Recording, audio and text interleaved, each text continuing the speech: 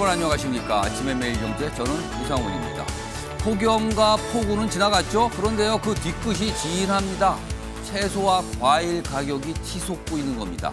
한 달 전 가격하고 비교해 보면요 50% 정도 가격 오르는 건 보통입니다. 요즘에요. 시장에선 오이 10개 값이 2만 원에 육박하고 있는 상황입니다.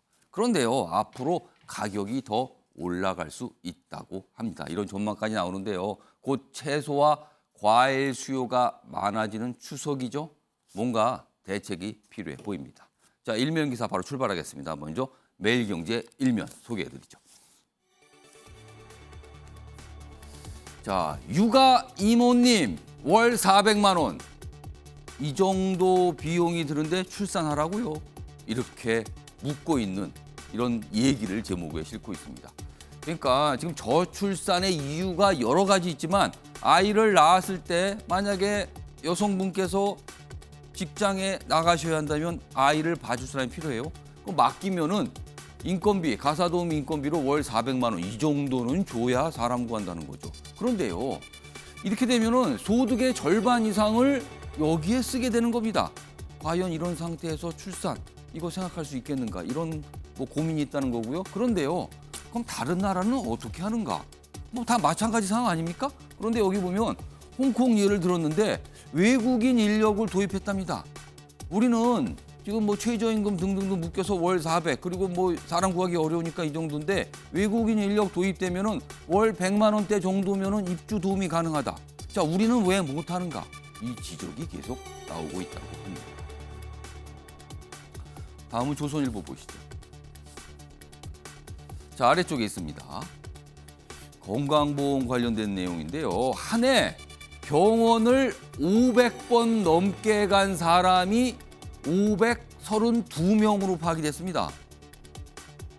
물론 뭐 전체 건강보험 가입자 중에서 많은 숫자는 아니라고 볼 수 있습니다만 1년이 365일 아닙니까? 근데 500번을 간다고요? 그럼 하루에 병원을 여러 번 가는 날도 있다는 소리네요. 이렇게 파악이 되고 있습니다. 자, 여기 보시면 의료비 부담이 늘어 건강보험 재정 낭비되고 있는데 이게 문재인 정부 당시 때 뭐 이른바 이제 문재인 케어 뭐 이런 거 시행이 됐죠. 이 이후에 좀 많이 늘었다 이렇게 지적이 되고 있고요.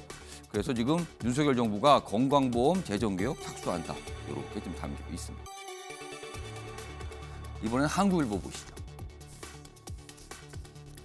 자, 이쪽 끝에 있습니다. 경찰, 검찰 뭐 관련 얘기입니다. 경찰 상위법을 함부로 확장했다. 검수 원복에 정면 반기를 들었다. 자, 검수 원복, 검찰 수사권 원상복구 뭐 이거의 줄임말이잖아요. 한동훈 법무장관이 시행령을 통해서 강력하게 추진을 한 내용인데 경찰에서 이거 반대합니다. 문제 있습니다. 이렇게 목소리를 냈다는 겁니다. 검찰 수사권 확대 관련 무효 의견을 전달했다. 법무부 시행령에 위임 입법 한계 벗어났다. 또다시 경찰과 검찰의 다툼, 대립 또 발생하는지 모르겠습니다. 마지막으로 경향신문 보시죠. 자, 일면 톱기사인데요. 신재생에너지 그리고 백신 수급과 관련해서 전 정부를 겨눈 감사원입니다. 감사원이요 하반기 감사 계획을 발표했는데 여기에요. 문재인 정부 당시 있었던 백신 수급 관련된 논란 그리고 신재생에너지 사업 관련 들어가 있는 겁니다. 탈원전이라는 직접적인 내용은 빠졌어요. 그러나 신재생에너지와 탈원전은 굉장히 밀접한 관련이 있거든요. 그래서 향후에 추가될 가능성이 있다 이렇게 되어 있습니다. 뭐 이 야당 쪽에서는 또 반발하고 있는 상황이죠. 이 부분에 대해서. 자, 지금까지 일면기사 짚어봤고요. 오늘도 다양한 뉴스 준비되어 있고요. 그 뉴스의 의미와 배경 짚어주시기 위해 네 분 자리하셨습니다. 한 분씩 소개해드리겠습니다. 자, 먼저 화면 가장 맨 왼쪽에 앉아 계십니다. 최직련 변호사 자리하고 계시고요. 그 옆에는요. 김종욱 전 청와대 행정관 나와 계십니다. 그리고 세 번째 자리에는요. 김용태 전 국민의힘 최고위원 나와 계시고요. 마지막으로 오창석 시사평론가 자리하고 계십니다. 자, 네 분 안녕하세요.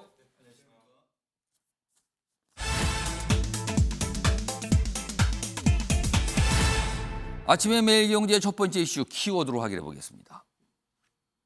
신군부 그리고 황제 이게 무슨 소리일까요? 이준석 전 국민의힘 대표 최근에 본인의 어떤 주장 그리고 누구를 겨냥한 비판, 비난 이런 거 좀 많이 쏟아내고 있거든요. 그런데 이런 표현을 썼어요. 신군부다, 황제다. 공통점은 모두 한 사람을 가리키고 있는 겁니다. 지금 이렇게 표현을 썼습니다. 자, 기사로 확인해 보겠습니다. 이준석, 윤석열 대통령 향해서 신군부 이런 표현 썼습니다. 그리고 무슨 절대자 이런 표현도 나옵니다. 탄원서 내용을 놓고 여당이 부글부글하다.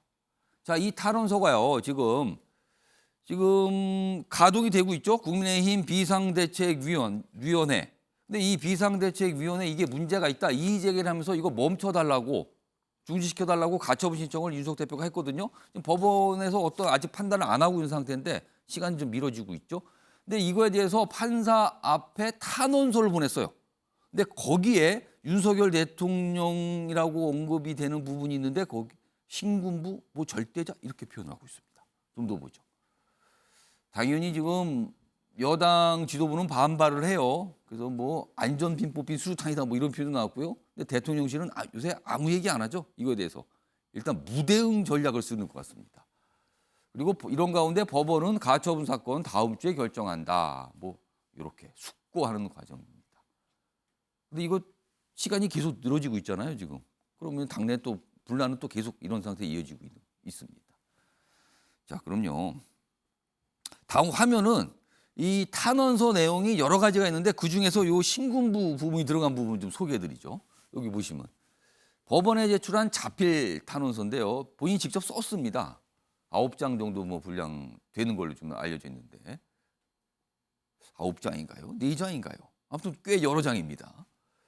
이 사태를 주도한 절대자는 이 사태가 지금 본인이 당에서 쫓겨난 사태를 말하는 거 아니에요? 근데 여기에 절대자가 영향을 미쳤다는 거죠? 일단 첫 표현도 심상치 않습니다, 지금. 그런데 지금의 상황이 사법부에 의해서 바로 잡아지지 않는다면,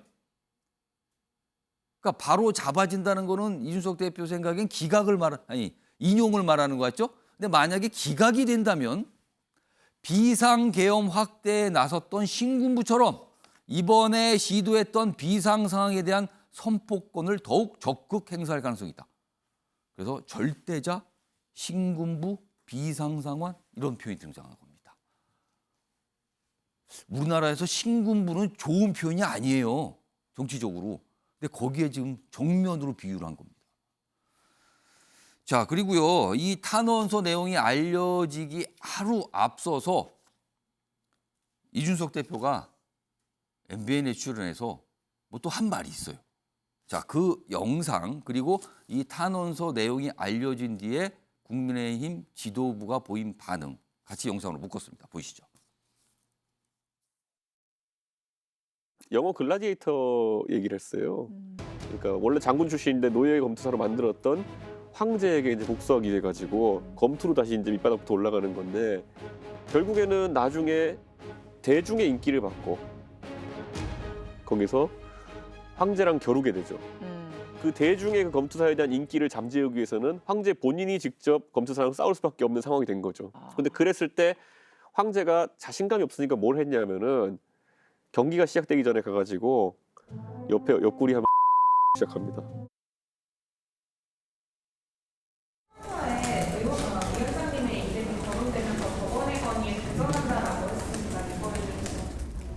이준석 대표가 독재자가 된 것 같아요. 본인 생각으로 전부 재단하고 그러는데 언론이 가처분에 대해서 어떻게 생각하느냐 한 데 대한 제 대답이었습니다. 우리 법률지원단 검토 보고와 내 그거에 비춰보니까 우리 절차에 하자가 없다. 기각될 걸로 믿는다. 이게 무슨 법원의 권위에 대한 도전입니까? 그러니까 이준석 전 대표가 황제, 절대자, 신군부 같다. 뭐 이런 표현을 쓴 거죠. 그리고 주호영 비상대책위원장은 이준석 전 대표가 독재자 같다. 이렇게 또 받아쳤습니다. 다음 화면 좀 보시죠. 역시 좀 뭔가 지적하는 목소리죠. 안전핀이 뽑힌 수류탄은 정말 위험하다. 안전핀 뽑힌 수류탄은 곧 터지잖아요. 이렇게 또 비유를 했네요. 이준석 전 대표를. 상상이 지나치면 망상이 돼서 자신을 파기한다. 대단한 쓴소리입니다. 엄청난 혹평이죠. 한마디로 말하면 엄청납니다. 지금요. 국민의힘에서 벌어지고 있는 상황이요. 최인호 변호사. 이쯤 되면요. 이준석 대표가 최근에 여러 가지 이제 비판, 비난의 입장을 계속 내고 있거든요. 특히 윤석열 대통령을 정면으로 겨냥하고 있어요. 이 정도면은 이른바 레드라인을 넘어선 건가? 그리고 윤 대통령과 이준석 전 대표는 이제 화해 불가 상황으로 완전히 들어간 건가? 어떻게 판단하십니까? 선을 넘은 것을 넘어서 자폭 테러 수준이 아닌가. 아까 김기현 의원이 수리탄을 좀 썼는데 네, 그 어떤 안전핀을 뽑으면 예. 위험하다고 했는데 저 또한 그와 같은 그 느낌을 강하게 받는 것 같습니다. 한마디로 돌아갈 수 있는 다리를 스스로 끄는 것이 아닌가. 이제는 뭐가 함께 갈 여지가 전혀 이제 없어진 거예요? 그렇기 때문에 어떤 점에 비춰왔을 때는 좀 전에 말씀하신 것처럼 본인이 스스로 지금 남부지방법원에 제기했던 판결의 결과에 따라 만약에 그것이 각 하나 기각될 경우에는 마치 지난 대선 과정에서 국민의힘 경선 때에 원희룡 그 지금 현재 장관에 대해서 얘기했듯이 저거 곧 정리됩니다처럼 그 결과에 따라서는 이준석 전 대표가 당에서 정리될 가능성이 상당히 높아진 것이 아닌가 싶은데요.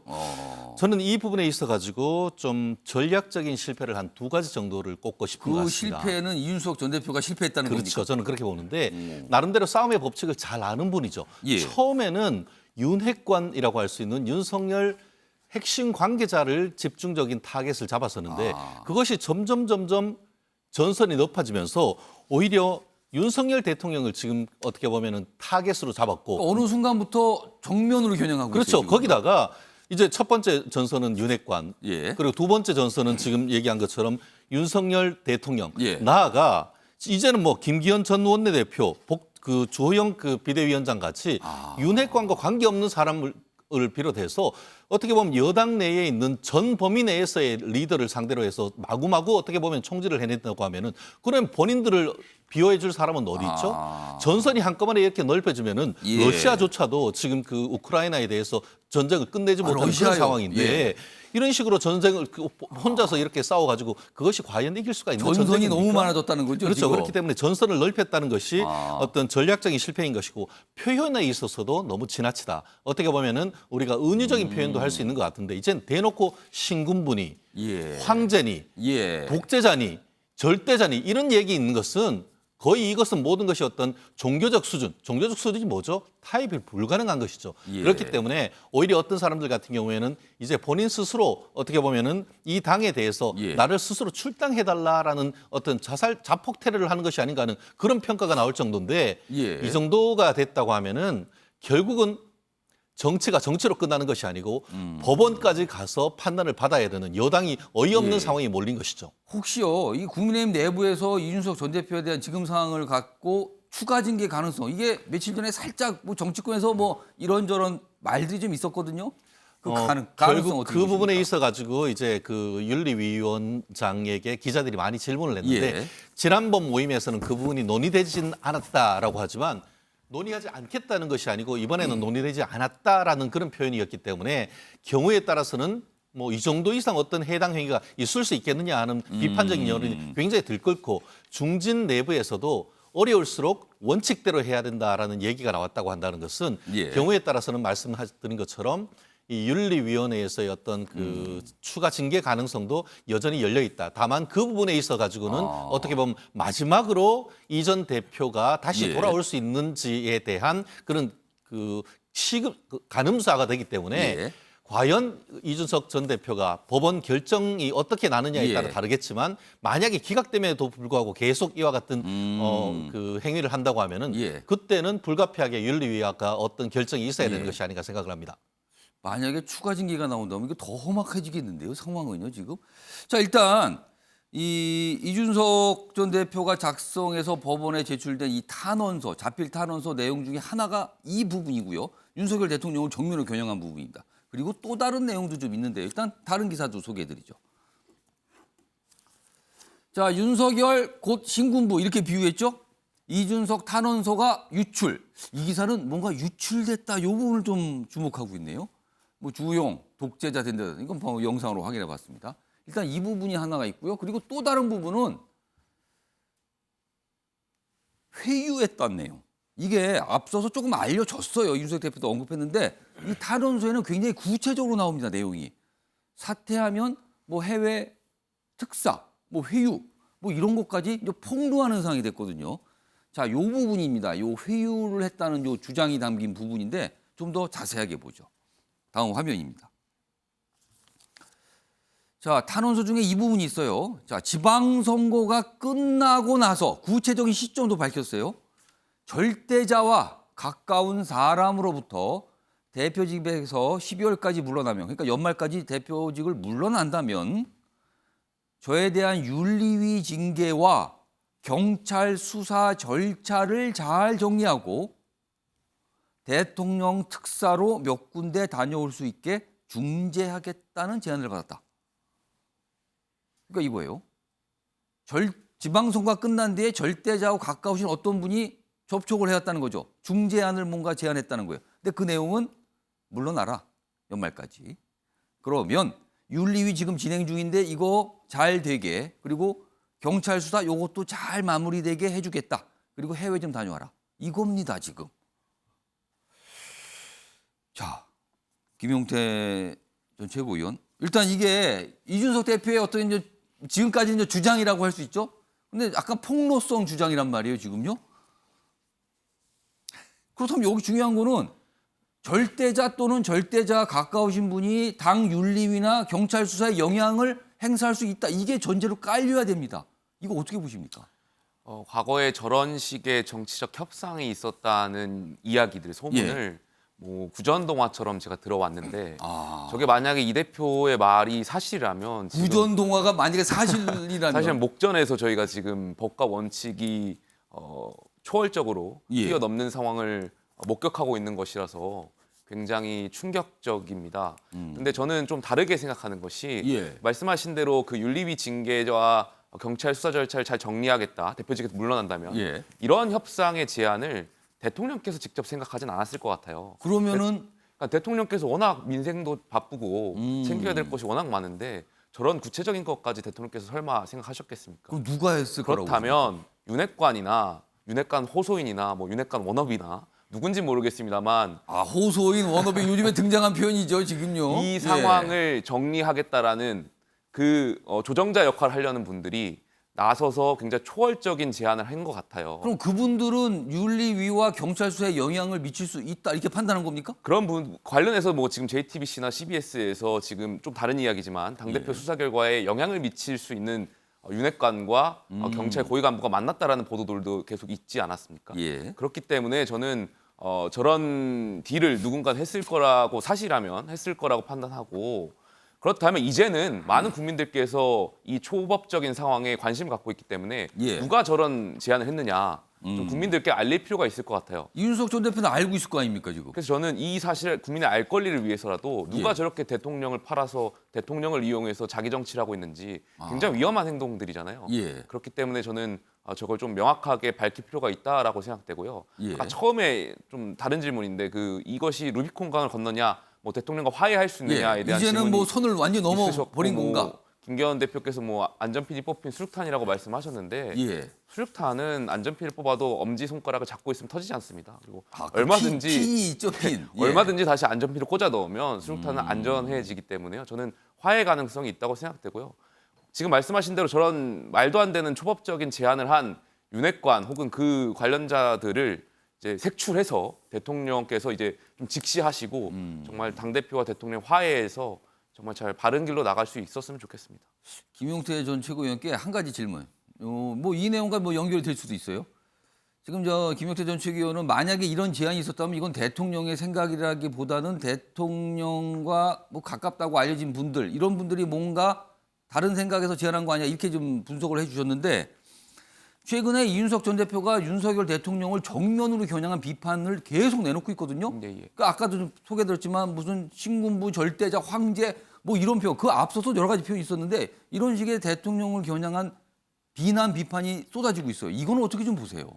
일단은 저는 헌법 정신에 우리가 대통령제이기 때문에 예. 대통령제를 존중해야 되기 때문에 대통령이 좋든 싫든을 떠나서 대통령직에 대한 존중이 필요하다고 생각되고요. 집권 여당이기 때문에 더 그래야 된다고 생각합니다. 예. 다만 당대표는 지금 여기에 대한 당사자고 피해자라고 할 수 있을까요? 직접적인 당사자이기 때문에 좀 감정적으로 좀 행동하는 것 같은데 예. 그런 부분은 좀 집권 여당의 대표니까 좀 지양하는 게 옳지 않은가에 대한 생각이 있습니다. 앞서서 봤던 이 기사입니다. 다시 한번 불러오죠. 여기 보면 이준석 탄원서 유출 이 부분을 주목하고 있어요.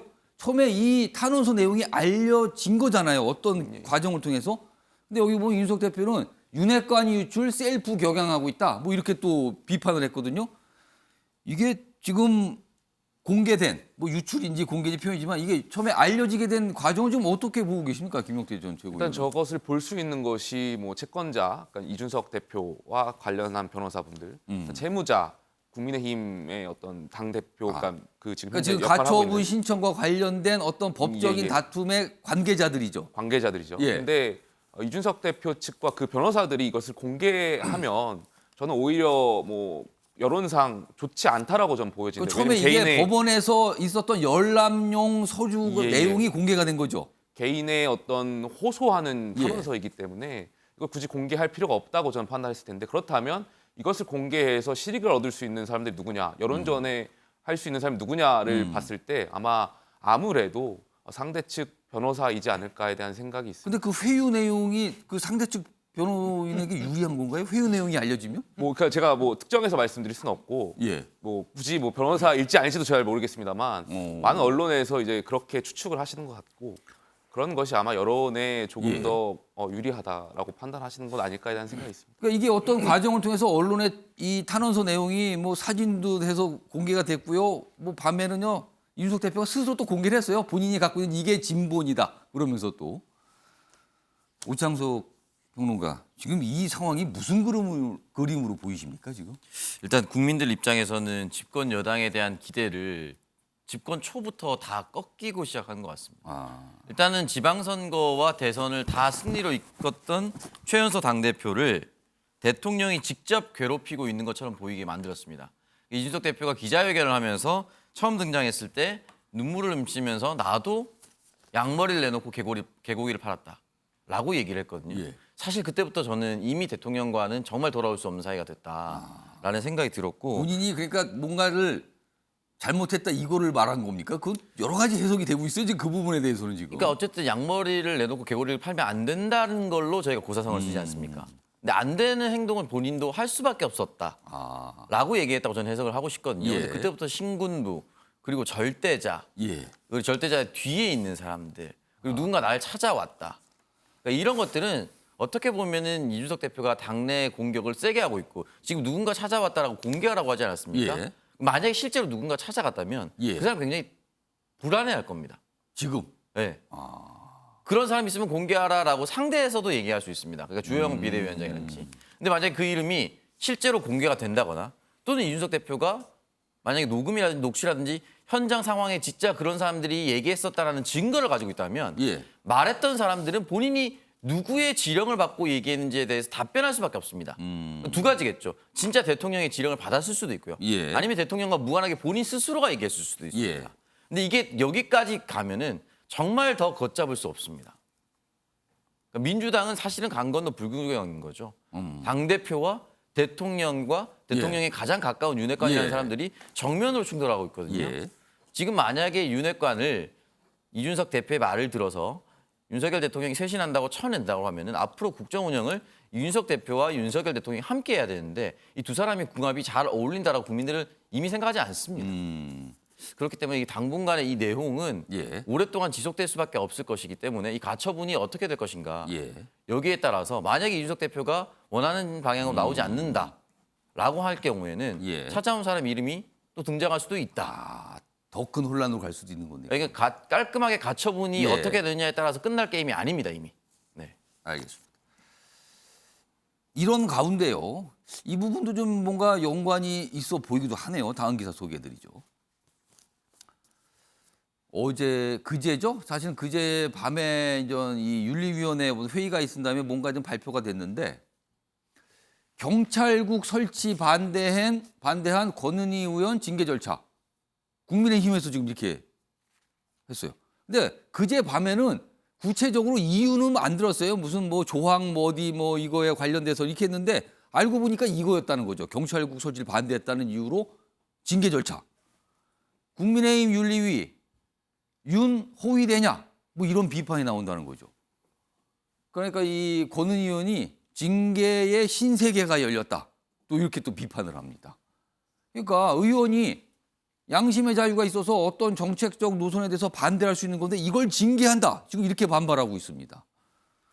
김용태 전 최고위원. 사실 언론들도 약간 이 부분에 비판적이에요. 국민의힘에서 아니 반대했다고 지금 징계하는 겁니까? 뭐 이런 건데 앞서서 윤리가 나왔단 말이에요, 지금. 근데 윤리위에 이런 모습이 있단 말이에요. 이거 어떻게 좀 보고 계십니까? 제가 요즘 뭐 표현의 자유를 많이 억압받고 있어가지고 저 언제든지 뭐 윤리위의 결정을 존중하고요. 다만 근데 조금 아쉬운 것이 저희 당이 예. 어떤 정치적인 표현의 자유라든지 어떤 정치인으로서 양심을 윤리라는 것으로 재단하는 것은 예. 굉장히 과거로 회상하는 것 아닌가, 회귀하는 것 아닌가에 대한 생각이 있고 굉장히 좀 우려하는 바가 있습니다. 관련해서 혹은 저러한 어떤 권은희 의원의 징계 절차가 혹시라도 당대표를 향해서 예. 이준석 대표가 지금 관련해서 지금 뭐 논란 관련해서 추가 징계를 할 수도 있다라는 시그널이 될 수도 있고 계속해서 저는 많은 당내에 예. 정치인분들께서 양심의 목소리와 정치적인 표현의 자유를 하는 데 있어서 좀 어떻게 보면 우려의 목소리, 그러니까 억압의 차원이 될 수도 있을 것 같아서 굉장히 좀 개인적으로는 안타깝다라는 생각을 가지고 있습니다. 묘한 상황에서 이런 판단이 나왔어요, 윤리위에. 자, 그리고 다음 기사도 하나 보죠. 지금 대통령실에서 어떤 감찰 형태의 조사가 이루어지고 있는데요. 그래서 대통령실에서 일하는 직원 중에 떠나는 분들이 계속 나오고 있어요, 지금요. 이겁니다. 이 기사가 아니고요. 앞서서 이 감찰 기사가 있는데 뭐 그 기사가 마저 준비가 안 됐네요, 그 기사는요. 최인원 변호사. 최근에 이 오늘 언론 보도 중에 하나가 중에서 뭐냐면 지금 아까 제가 말씀드린 대로 대통령실에서 근무하던 뭐 행정관, 그다음 뭐 비서관 한마디로 말해서 옷을 벗고 떠나는 분들이 계속 발생하고 있거든요. 근데 그거를 정치권에서는 이른바 윤핵관과 윤석열 대통령을 돕고 있는 검사 출신 대통령실 참모들 그 사이에 무슨 알력이 벌어진 거 아니냐 이런 시각이 있거든요. 이거 좀 어떤 얘기를 좀 듣고 계십니까 요즘에? 그거는 지극히 민주당적 시각이다 이렇게 좀 볼 것 같은데요. 계속 지금 그 용산 대통령실 내에 있는 그 어떤 대통령실의 어떤 난맥상 이 부분을 언론과 국민들이 많이 지적을 해왔지 않습니까? 그리고 지난 윤석열 대통령이 100일을 맞아가지고 이 부분에 의해서 국민의 작은 숨소리조차도 듣겠다라고 하는 그에 따르는 구체적인 후속 조치 아니겠습니까? 사실 지금 그 대통령실을 청와대에서 용산으로 옮기고 그렇게 예. 하면서 많은 좀 혼란도 있었던 것도 사실이고 그리고 그와 같은 과정에서 윤석열 대통령 인근에서 많이 도왔던 분들의 어떤 추천이나 이런 것을 받아서 이 대통령실에 가신 분들도 있는 것으로 지금 나오지 않습니까? 예. 그런데 그분들이 100일 동안 나름대로 열심히 일한 분들도 있지만 여러 가지 뭐 내부적인 그 정보가 외부적으로 유출됐다든가 아니면은 뭐 인사와 관련돼서 청탁이 있었다든가 이런 얘기가 나오기 때문에 그것은 대통령실 내에 있는 규정에 따라서 잘잘못을 가리고 그에 따라서 어떻게 보면 합당한 신상필벌을 하면 되는 것이고 그 과정에 있는 것이지 그러면 그 신상필벌 가리는 걸 누구 하죠?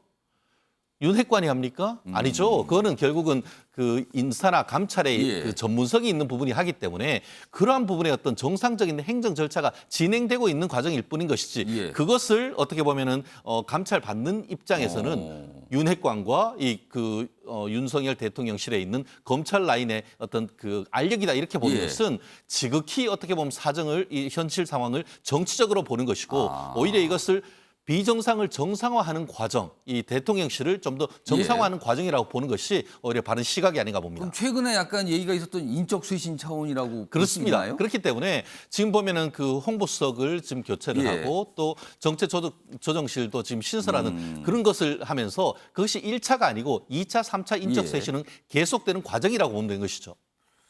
일단 그런 보도들이 오늘 조금 실려 있습니다. 뭐 기사는 마쳐 저희가 준비를 못했는데 뭐 정치권에서 최근 며칠 사이에 많이 좀 회자가 됐어요. 그 내용들이요.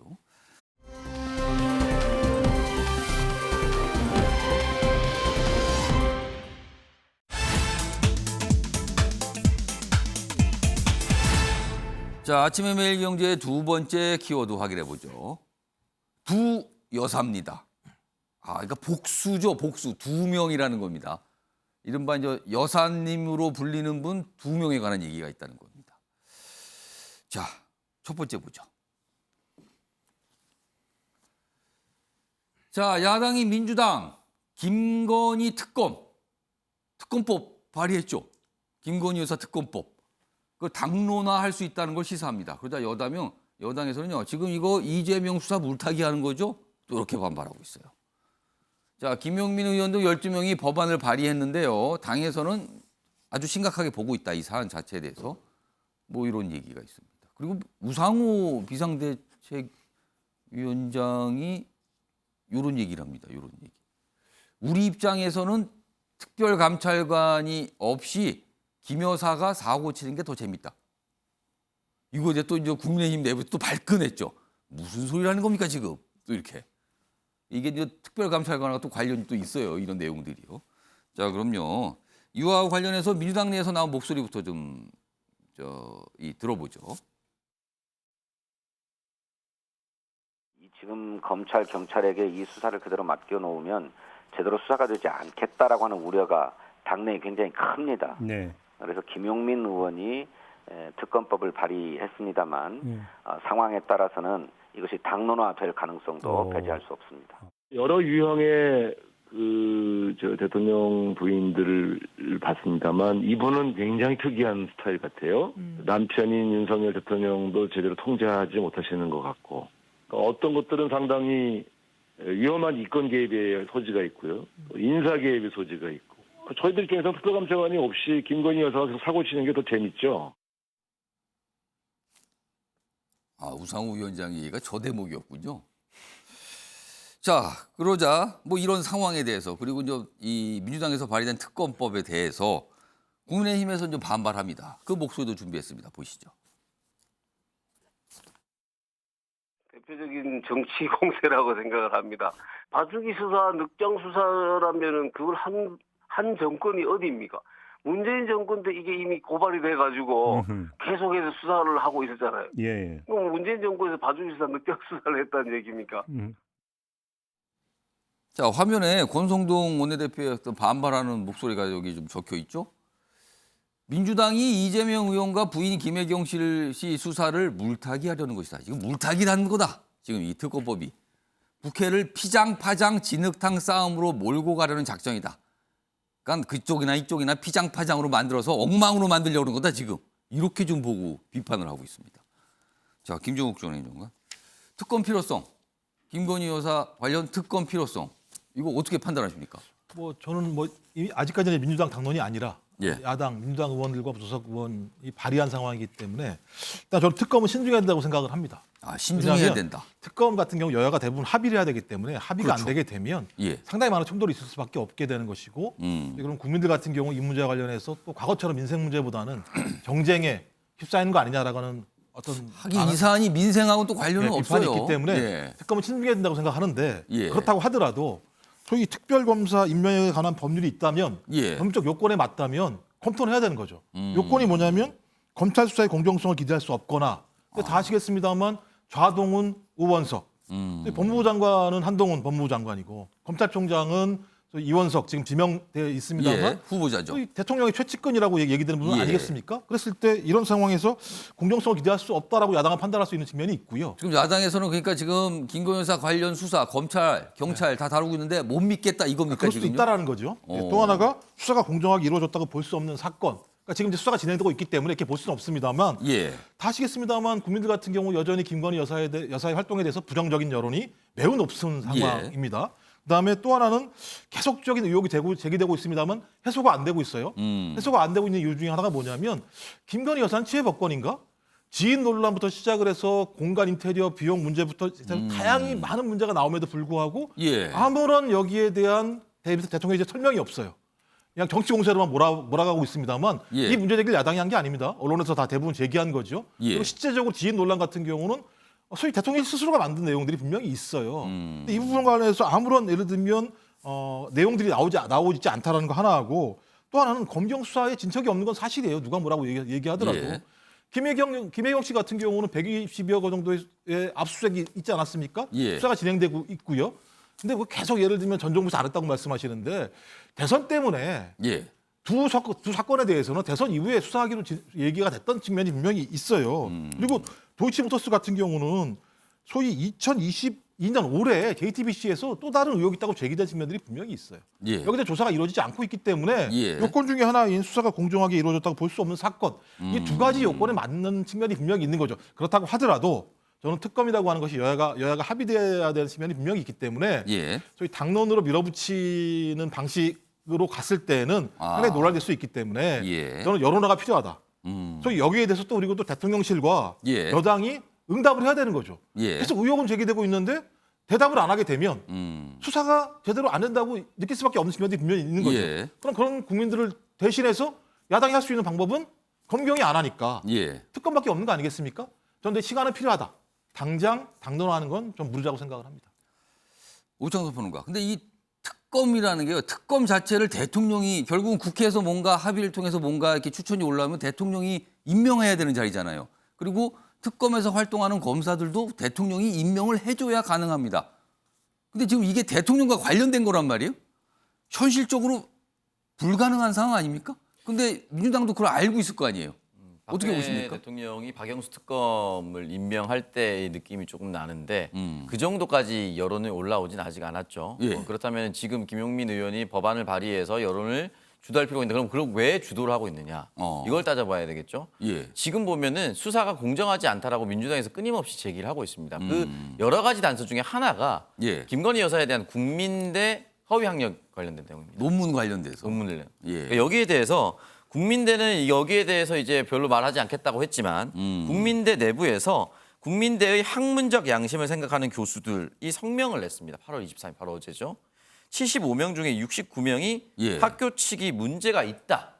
학교 측이 낸 입장문은 문제가 있다라고 예. 얘기를 했어요. 그러니까 양심이 있는 사람들은 계속해서 이런 얘기를 하고 있고 국민대학교에 졸업한 사람들도 얘기를 하고 있습니다. 그러니까 왜 이걸 제가 얘기를 하느냐면은 한 학교도 지금 정권의 눈치를 보고 있어요. 그럼 수사를 담당하고 있는 지금 대학이 국민대가 눈치를 보고 있다 이렇게 판단하십니까? 왜냐하면 논문에 대해서 허위가 아니다라고 판명한 것도 있지만 하나는 판명할 수 없다고 얘기를 했어요. 예.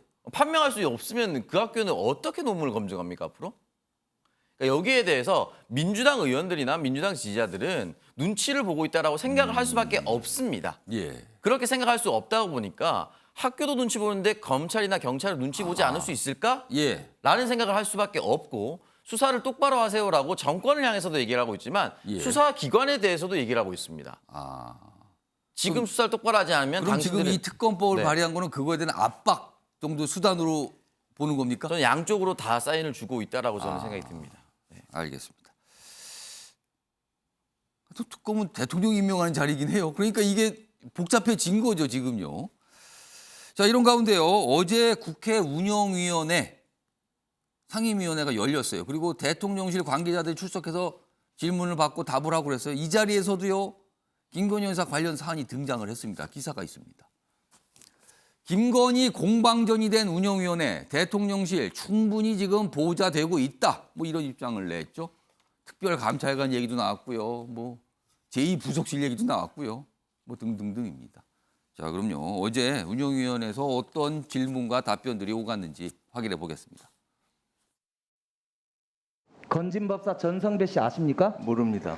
건진법사가 대통령 부부와의 친분을 이용해서 세무조사 무마 청탁이라든가 이권 개입을 한다는 의혹이 있어서 청와대 대통령실에서 조사하겠다고 얘기했어요. 건진법사 조사하고 있습니까? 대통령실이 그 민간인에 대해서 수사를 해라 말라 좀 그럴 입장은 아니기 때문에 찌라시에 이제 그런 내용이 나와서 그것이 사실 여부를 확인하고 있다. 제2부속실 설치합니까 안 합니까?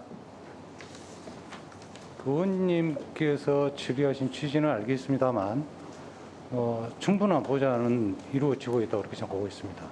자기 논문을 그대로 김건희 여사가 사실상 그대로 복붙해서 표절했다고 여러 군데 나와서 지금 고발하고 있어요. 과연 그 김건희 여사의 논문 문제가 오늘 우리 주제에 결산 업무라도 결산 심사라든지 업무 보고와 어떤 관련이 있는지. 이제 9월부터 국정감사가 시작이 되잖아요. 그럼 거기에 또 대통령실 관계 나와서 또 질문 받는 사례가 있거든요. 그럼 또 비슷한 모습이 나오지 않을까 싶은데 최진녕 변호사. 사실 대선 때도 김건희 여사 관련해서 논란이 돼갖고 뭐 기자회견도 하고 여러 가지 입장 표명도 있고 그다음에 뭐 약간 주의하겠다는 어떤 그런 뭐 취지의 설명도 있었어요. 근데 대통령이 취임한 이후 지금 한참 지났잖아요. 100일 넘어갔습니다. 왜 자꾸 이렇게 반복되죠? 굉장히 좀 안타까운 부분인 것 같은데요. 예. 실제로 이제 대선 과정에서 어떻게 예. 보면은 기존에 있었던 행위에 대해서 그 김건희 여사 본인 스스로 해명하고 예. 어떻게 보면 자숙하겠다. 그리고 또 그 당선된 이후에는 어떻게 보면은 내조에 전념하겠다라는 그런 취지로 말씀을 드렸었는데, 근데 최근에 와서 보면은 초기에는 어떻게 보면은 정말 그 정중동으로 하다가 예. 어느 순간 어떻게 보면 외부적으로 이제 뭐 팬 카페 같은 것도 생기고 또 대통령에 대한 어떤 지지율이 조금 올라갈 때에 되니까 약간 내부적인 자신감이 있어서 조금 활발한 행보를 했던 것 같습니다. 예. 그 부분에 대해서 그 국민들은 아직까지도 마음에 조금 상처가 조금 있었던 것 같습니다.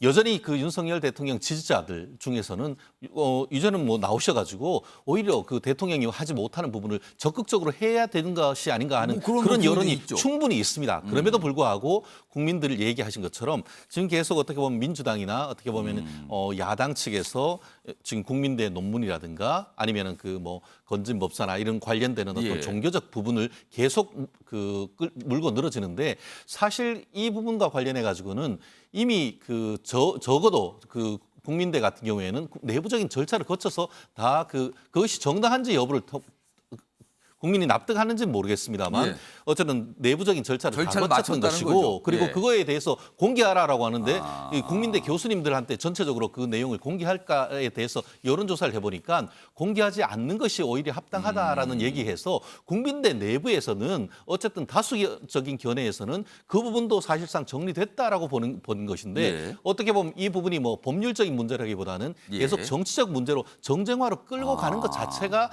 어떻게 보면 그 부분이 이제 야당 측의 어떤 프레임인 것 같은데 근데 여권에 부담이 되지 않습니까? 그러니까요. 삶 그렇기 자체가? 때문에 저도 이 정도가 된다고 하면은 예. 김건희 여사 측에서 조금 더 낮은 자세. 예전에도 제가 얘기했습니다만 너무 잘 나가고 이쁘고 한 것보다는 좀 힘든 분들한테 좀 더 예. 다가가는 그런 자세로 어떻게 보면 전략을 바꾸는 것이 현재로서는 좀 더 필요한 것이 아닌가. 아까 윤재순 그 총무비서관은 충분히 어떤 보좌를 받고 있다고 예. 하는데 충분히 보좌를 받는데 이렇게 계속 논란이 되는데 이런 논란이 되지 않도록 하는 것이 총무비서관의 역할이 아닌가 저는 생각합니다.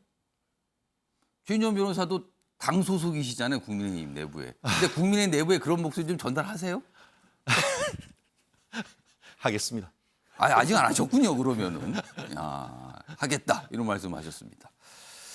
자, 다음은요, 또 다른 여사에 관련된 내용입니다. 어제 경찰에 출석해서 조사를 받았죠. 그 내용 소개해드리죠. 경찰 법카 의혹 김혜경 5시간 고강도 조사를 했다. 선거법 위반 등 피의자 신분 출석. 그러니까 이 법카 사용 관련 의혹이 이게 선거법 또 연관이 될 수도 있단 말이에요. 지금 경찰이 그걸 보고 있는 거죠.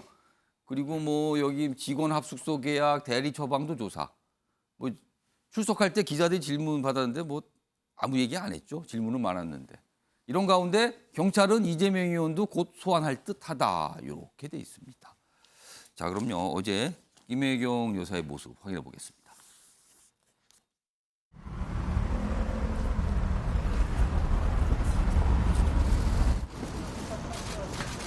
데스에게 법인카드 사적 사용 지시하셨습니까?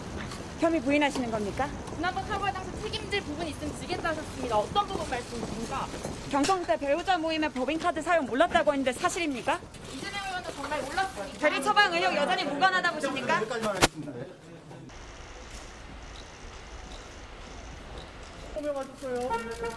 SNS 게시글 지시하신 적 있으십니까? 화이팅! 인정하셨습니까? 여사님 화이팅! 자, 어제 오후 2시에 경찰 출석했거든요. 그래서 5시간 정도 조사받았는데 5시간 정도 조사를 놓고 여러 가지 또 뭐 해석을 할 수가 있을 것 같아요. 이게 충분한 시간인가? 좀 짧은 거 아닌가? 뭐 과거 다른 조사에 비해서는 좀 시간이 부족했던 거 아닌가? 근데 뭐 경찰에서는 고강도 조사를 했다. 뭐 이런 설명도 있었나 봅니다. 김종욱 전 행정관 할게요. 어제 상황이 조금 좀 특이한 상황이 있었던 게 2시 출석이었거든요. 경찰 조사를 받으러. 근데 그 전에 이재명 의원 측에서 먼저 공개를 했어요. 오늘 2시에 출석한다. 그러면서 선제적으로 상황에 대한 설명을 자세히 하고 입장 설명까지 했습니다. 선제적 공개를 한 건데요. 내용에 대해서. 이유가 있을 것 같은데요. 어떻게 보십니까? 이게 처음이 아니죠. 소환 요구가 왔을 때도 공개를 했었죠. 예. 하나는 뭐냐면 대국민 약속이죠. 대선 전에 뭐라고 얘기했냐면 수사와 조사에 성실히 임하겠다라고 얘기했기 때문에 그런 내용이 나오게 되면 그러니까 성실하게 그걸 한다. 의식을 했다. 얘기한 이런 거를. 있고 또 하나는 8월 28일이면 지금 확대명 상황이기 때문에 이재명 후보가 출범할 수밖에 없어요. 출발을 하는 거겠죠. 그러면 이재명 후보의 성패는 제가 볼 때는 일주일 한 달 안에 나름대로 국민적 판단을 받을 수밖에 없어요. 이재명 당대표 체제가 등장하니 민주당이 변화하는구나, 변화하지 않는구나라는 판단들 대부분 예를 들면 일주일이나 한 달 사이에 난다는 판단이 드는 것이고요. 또 바로 출범하자마자 추석이라는 또 계기가 있으니까 되게 중요한. 전 이 문제를 털고 가야 된다고 봤다고 봐요. 내부에서. 이거를 빨리 차라리 얘기를 자세히 해서 털고 가야 된다. 전당대회 이전에 수사 결과가 나중에 나오겠습니다만 그래도 이재명 의원과 김혜영 씨 같은 경우는 이 문제와 관련해서 소위 대선 전에 약속했던 만큼 성실히 수사에 응했다라고 하는 부분들에 대해서 명확히 얘기할 부분이 있을 거고 또 하나는 법인카드 문제 관련해서는 이재명 후보나 이쪽 내부에서는 별 문제가 없다라고 자신감이 있는 것 같아요. 제가 볼 때 그 내부의 흐름을 보게 되면 어제도 설명이 뭐 7만 8천 원 이 부분을 굉장히 강조했어요. 뭐 10만 8천 원 문제뿐만 아니라 경찰 조사를 했더니 뭐 나오는 내용 자체가 16건에 뭐 한 180만 원 정도더라라는 얘기까지 했어요. 그러니까 그 내용 자체인데 그것도 이재명 의원 측에서는 다 사실이 아니다라고 얘기하는 측면이 분명히 있기 때문에 법인카드 문제와 관련해서는 좀 자신감이 있다라는 판단을 하는 것 같고요. 또 하나도 마찬가지입니다만 선거법 위반 문제 같은 경우는 이제 공소시효가 얼마 안 남았으니까 6개월 정도니까요. 예를 들면 동석자 3인 몫인데 7만 8천 원을 강조하는 측면이 분명히 있는 거죠. 왜냐하면 7만 8천 원 문제 가지고 이렇게 예를 들면 위법 여부에 대해서는 당연히 중요한 판단의 문제가 있습니다만 7만 8천 원의 논란이 너무 이제 정쟁화시키는 거 아니야? 따지고 보면 김혜경 여사 같은 경우는 소위 올 1월 달에 JTBC 보도에 의하면 소위 주가 조작 문제와 관련해서 주가 조작을 했는지 안 했는지 여부는 알 수 없습니다만 7천만 원의 이득을 봤다는 얘기가 나오는 것이고 또 다른 언론에 의하면 더 많은 이익이 났다는 얘기가 분명히 있어요. 앞에 그건 김건희 여사 말씀하신 거예요? 네, 김건희 여사 말씀하신 거예요. 그래서 제가 볼 때 비교를 하는 거죠. 비교하는 측면이 분명히 있는 거죠. 그래서 소위 상당히 좀 부당하게 예를 들면 강압적인 수사, 뭐 말씀드렸습니다만 120건이 넘는 압수수색 이런 게 있기 때문에 아마 그런 측면에서 아마 이렇게 제기한다고 생각이 듭니다. 관련 기사 하나 더 있습니다. 이어가 보죠. 뭐 전망을 좀 담고 있어요. 법카 김혜경 측근 배 씨 이르면 오늘 구속영장 이렇게 돼 있습니다. 배 씨 5억 원 국고 손실 뭐 공범 혐의 그리고 김 씨는 5시간 조사받고 귀가했다 이렇게 돼 있습니다. 근데 이 법카 사유이요 뭐 여러 가지 과전에 이른바 뭐 초밥 뭐 이런 것도 나왔었잖아요. 뭐 구매 목록에. 근데 지금 어제 이재명 의원 측에서 강하게 설명한 거는 어떤 식당에서 법카로 결제된 금액 7만 8천 원 이 부분인데 이게 선거법 위반 가능성과 연결돼 있다. 이거는 어떤 겁니까? 악마는 디테일에 있다.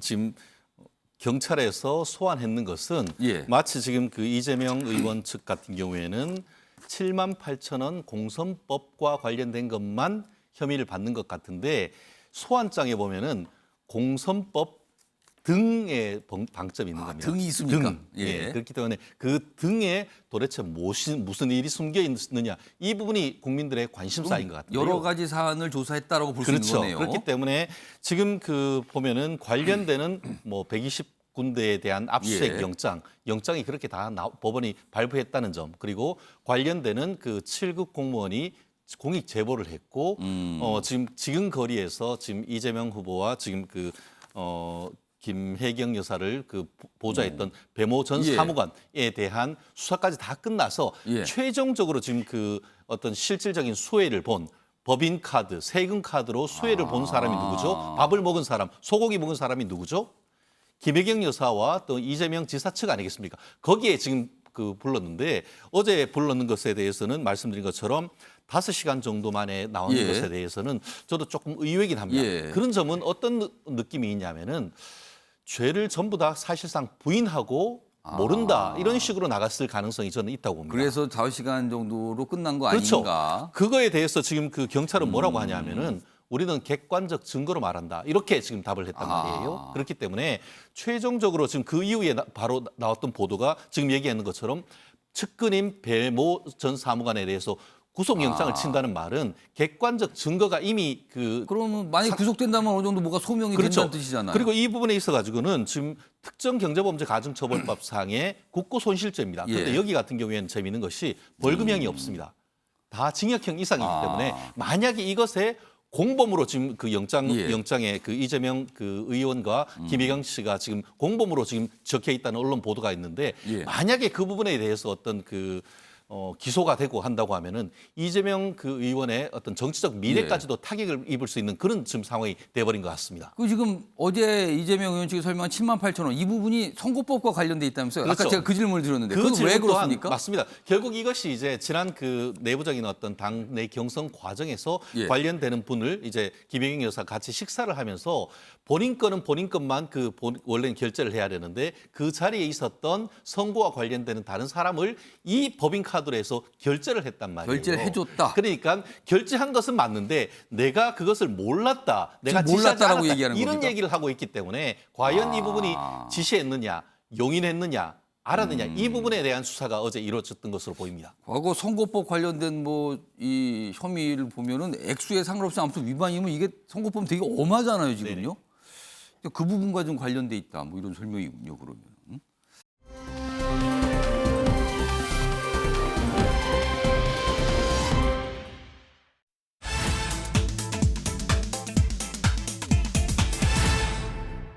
청와대 파격 화보. 이거 최근 며칠 계속 좀 보도도 되면서 약간 논란처럼 비춰지죠. 청와대를 배경으로 한 외국의 유명 패션 잡지가 화보를 찍었어요. 물론 이제 거기에는 우리나라 뭐 연예인들도 등장하고 하는 이런 화보인데 이게 이제 뒷말을 낳고 있는 거죠. 일단 뭐 화면으로 좀 정리해 보겠습니다. 내용을요.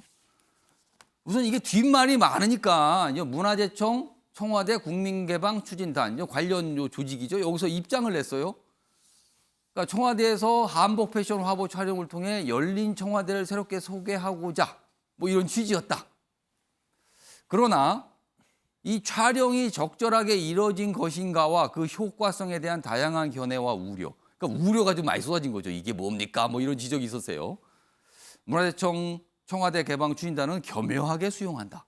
근데 수용을 하는데 이미 사진 다 찍고 다 알려줬어요, 이거. 향후 청와대에서의 촬영 및 장소 사용 허가 기준을 엄격히 적용하고 면밀히 검토. 청와대의 역사성과 상징성이 강화될 수 있도록 신중을 얘기했다. 앞으로 이런 비슷한 거 허가 안 되겠네요, 그러면은 지금. 이렇게까지 얘기한 거 보니까. 일단 논란이 되니까 문화재청이 입장을 낸 거예요. 자, 그러면은 아시는 분도 있고 모르시는 분도 있을 것 같아요. 어떤 화보 사진이었길래 그러는가 보겠습니다.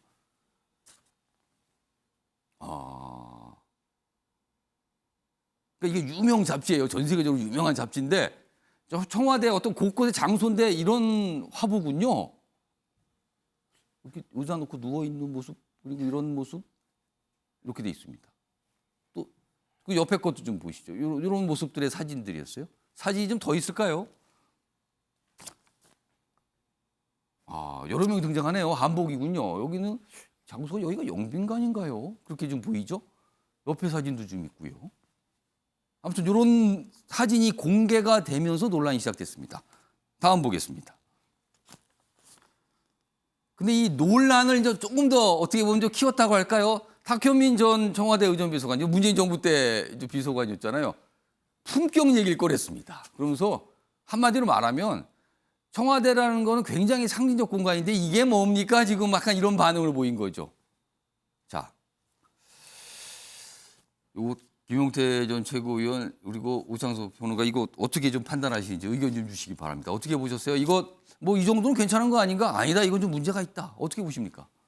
일단 청와대가 가지고 있는 상징성을 예. 고려하고 또 국민들께서 청와대에 가진 어떤 자부심 이런 것을 고려했을 때 희화화하는 것은 지양해야 되고 이루어져서는 안 된다고 생각합니다. 예.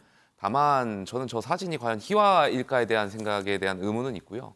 제가 뭐 문화예술과 관련해서 좀 지식이 많이 부족하기 때문에 제가 평가하기는 좀 그렇지만 문화예술의 측면에서 충분히 허용될 수 있지 않았을까에 대한 생각은 있습니다. 그럼 이런 비슷한 촬영을 어느 어떤 뭐 매체라든가 어떤 단체에서 신청하게 되면 그때도 허용해 줄 필요가 있다 이렇게 보십니까? 그 명분이 좀 중요할 것 같은데 희화하거나 조롱의 대상으로 쓰면 당연히 안 되고요. 예. 그것이 아니라 뭔가 예술이나 어떤 그런 측면에서 연장선상에서 이루어지는 거라면 그 과정에서 좀 허가가 가능하지 않을까에 대한 생각이 있습니다. 오창석 평론가는 어떻게 보셨어요?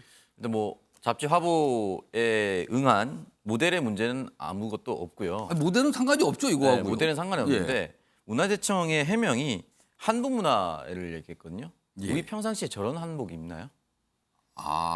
한복이라고 하지만 그럼 그걸 보셨나요? 일단 그럼? 저는 그게 일단 첫 번째 보였고요. 청와대 개방했을 때 사실은 젊은 층도 많이 구경을 갔는데 예. 어르신들이 많이 갔습니다. 그렇죠. 기성세대 입장에서. 기성세대 입장에서는 대통령이 살던 곳인데 내가 조금 이해하기 어려운 난해한 한복을 입고 청와대를 저런 공간으로 사용하는 것인가에 대한 불편한 감정을 많이 표출하고 있습니다. 그리고 탁현민 비서관이 여러 가지 얘기를 했었지만 뭐 저런 얘기는 어차피 비판, 지금 화면에 띄워진 내용은 비판인데 그 이전에 청와대에 활용했을 때 국민들이 다 좋아했느냐 하나씩 따져보면 급조해서 개방해서 쓰레기 처분 문제가 제대로 해결되지 않아서 쓰레기통에 막 쌓여 있는 부분이 있었습니다. 대통령이 살던 공간을 개방하면서 쓰레기 하나 처리하지 못하면서 개방했냐 비판이 일단 하나 있었고요. 총독 관저 모형을 복원한다는 이런 논란 한번 또 있었습니다. 논란이 됐었죠. 그리고 상업 광고를 촬영하면서 또 허락받지 않은 상업 광고들이 또 촬영된 적도 있습니다. 왜 이럴 거면 청와대를 급조해서 개방했느냐. 청와대를 국민들에게 돌려준다는 건 전 동의합니다. 근데 이 면면들이 몇 가지 사례들이 누적됐을 때 국민들이 이런 식으로 하려고 지금 개방한 거였어? 라는 의미.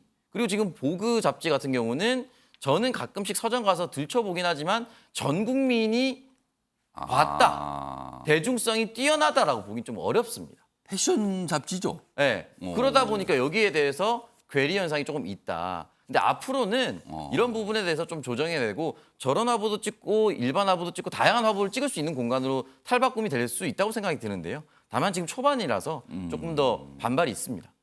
주인영 변호사는 어떻게 보셨습니까? 저는 이게 마치 세종문화회관에서는 클래식만 해야 된다는 그런 논란과 비슷한 거라고 생각을 합니다. 세종문화회관에서 이미자 여사가 노래 부른 지가 얼마 안 됐습니다.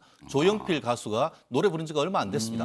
처음에 그게 익숙치 않았습니다. 그러면 한마디로 말해서 너무 권위적인 거 아니냐? 그렇습니다. 이런 저는 비판은? 이와 같은 접근 자체가 매우 권위적인 거라 생각을 하는데요. 자세히 보면은 저와 같은 그 패션이 한국을 모티브로 해서 한국의 어떤 세계화, 이른바 K 패션을 어떻게 보면 상징했다는 그런 행사로 보이는 것 같은데 지금 얘기하고 있는 지금 이 매체, 뭐 이름을 얘기를 해야 되는지 모르겠습니다. 뭐 다 나왔습니다.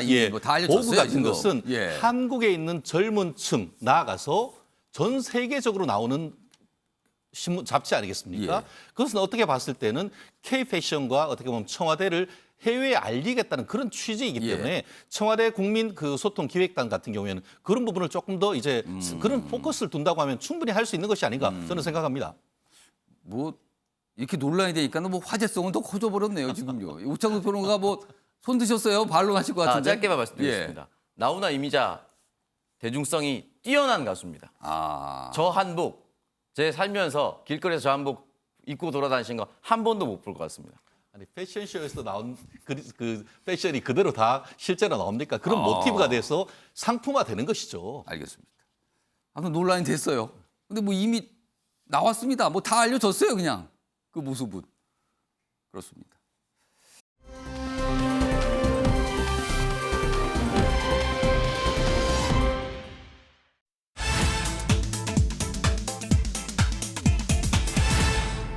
또 호남신당 물음표가 찍혀 있죠? 뭐 이런 얘기가 좀 정치권에서 나왔어요. 이거 민주당 얘기입니다 지금요.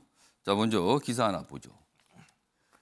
계속 논란이 되고 있죠. 민주당 권리당원 전원투표 이걸 당원에 뭐 놓는다는 거죠. 이 도입 방침인데 오늘 뭔가 결정이 돼요 지금 당에서. 그러자 비명은 이러다가 개딸 정당 될라 이렇게 돼 있습니다. 여기 보면 뭐 과거에 무슨 히틀러 뭐 이런 표현까지 나옵니다 지금. 요즘에 참 표현이 참 옛날 표현이 많이 나와요. 옛날에 들었던 단어들이. 친명은 그러자 아니 그럼 국민 투표도 지금 문제라는 겁니까? 왜 그럽니까? 또 이렇게 또 반발하고 있죠. 자, 어제 밤에요. 이재명 후보, 박용진 후보 이 당대표 경선 마지막 토론을 벌였거든요. 그 자리에서 이 얘기 또 나왔습니다. 들어보시죠. 권리당원 직접 투표를 통한 의사결정을 우리 당이 최고 의결기구로 두겠다, 의결 방법으로 두겠다는 그런 당원이 새로 만들어지는데요. 그냥 지난주 금요일 날 그 당무위원회에서 의결돼 가지고 올라와서 저도 몰랐고 우리 의원들 대부분이 모르고 있는 상태였습니다. 이런 절차적인 미비와 내용에서의 여러 우려가 있는 상황이 지금 당원 개정에 올라와 있어서 저는 이거를 좀 반대하고 있는 상황이거든요. 최종적인 안을 보지 못했기 때문에 일방적인 의견을 드리기는 어렵습니다만 저는 기본적으로 주요한 안들에 대해서 당원의 의사를 묻는 당원 투표는 많이 할수록 좋다. 그러나 박용진 후보님의 그 문제의식, 그 지적에는 공감합니다. 뭐 이런 대화들이 좀 오갔습니다. 다음 보죠, 기사 하나 더.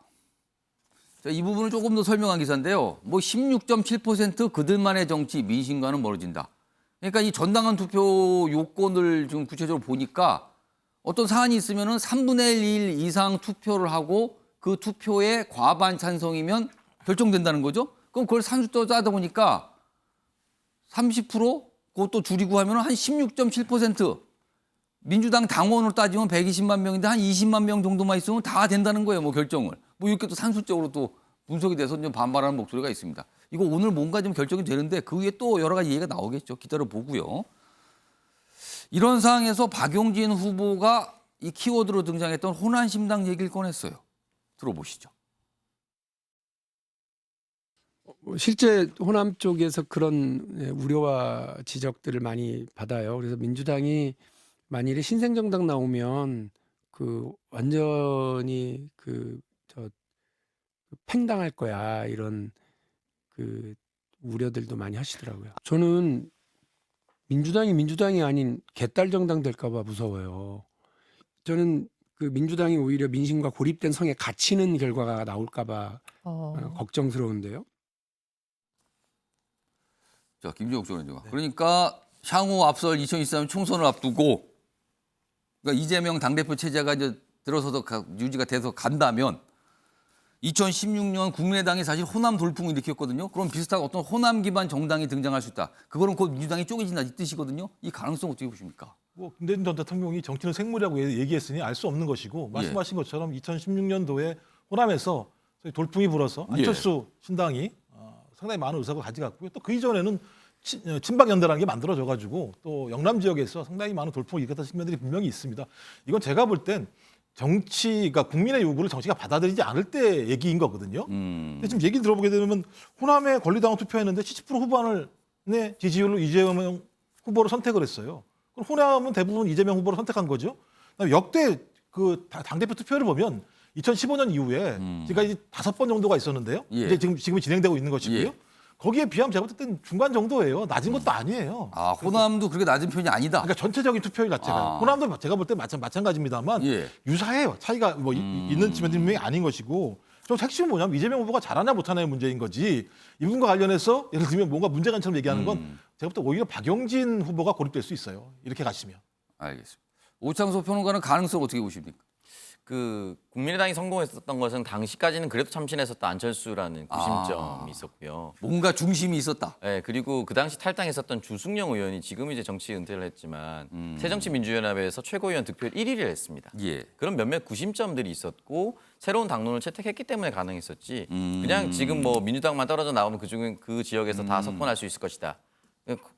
당장 예를 들어서 광주 복합 쇼핑몰 문제 지난 대선 때 불거지지 않았습니까? 신생 정당 만든다고 그런 정도의 담론을 던졌을 때 먹혀야 정당으로서의 가치가 있는 것이지요. 새로운 정당 만든다고 해서 무조건 그 지역에서 석권을 한다라는 것은 오히려 호남 유권자를 무시하는 내용입니다. 알겠습니다. 두 분은 약간 좀 미지수인데 좀 어렵지 않겠는가 이렇게 좀 보시는 것 같네요. 마지막 기사는 무슨 보이스피싱을 다룬 기사가 있어요. 예, 마지막 기사로 좀 소개해드리죠. 나 검사인데 41억을 뜯어간 그놈 목소리. 이걸로 41억을 가져갔다고요? 여기 보시면 이렇게 얘기했대요. 전화해갖고 40대 의사 3주간 협박해서 이렇게 돈을 뜯어갔다는데 당신 계좌 지금 자금 세탁에 쓰였다 이렇게 얘기했는데 뭔가 이분이 확인을 해보려고 다른 데 관련 정부기관을 전화했는데 거기도 뭔가 해킹, 뭔가 앱이 깔리게 해서 가짜로 전화가 되게 했대요. 그러니까 믿은 겁니다. 그래서 이렇게 피해를 봤다.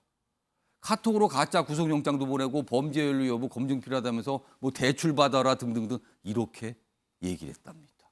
이런 일도 다 있군요. 자, 아침의 매일경제 오늘은 여기서 마무리하겠습니다. 시청해 주신 여러분 고맙습니다.